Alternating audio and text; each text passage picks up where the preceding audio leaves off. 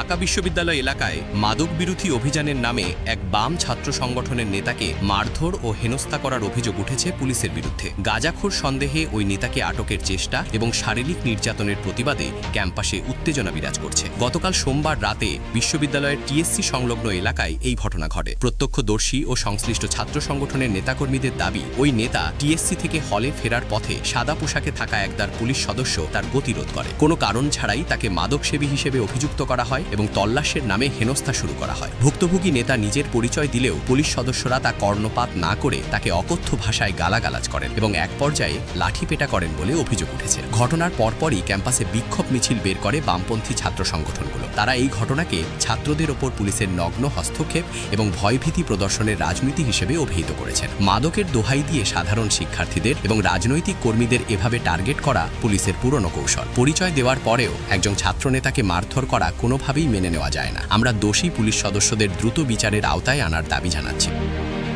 অন্যদিকে সংশ্লিষ্ট থানার পক্ষ থেকে দাবি করা হয়েছে যে এটি একটি নিয়মিত টহল ও মাদক বিরোধী অভিযানের অংশ ছিল। সন্দেহের বশে তল্লাশি করা হলেও মারধরের অভিযোগটি তারা অস্বীকার করেছেন। তবে পরিস্থিতির গুরুত্ব বিবেচনায় বিষয়টি তদন্ত করে দেখা হচ্ছে বলে জানানো হয়েছে। এই ঘটনার প্রতিবাদে আজ বিকেলে রাজু ভাস্কর্যের পাদদেশে প্রতিবাদ সমাবেশের ডাক দিয়েছে প্রগতিশীল ছাত্রজোট। বিশ্ববিদ্যালয় প্রশাসন জানিয়েছে তারা প্রক্টর অফিসের মাধ্যমে বিষয়টি পর্যবেক্ষণ করছে এবং লিখিত অভিযোগ পেলে প্রয়োজনীয় ব্যবস্থা গ্রহণ করবে।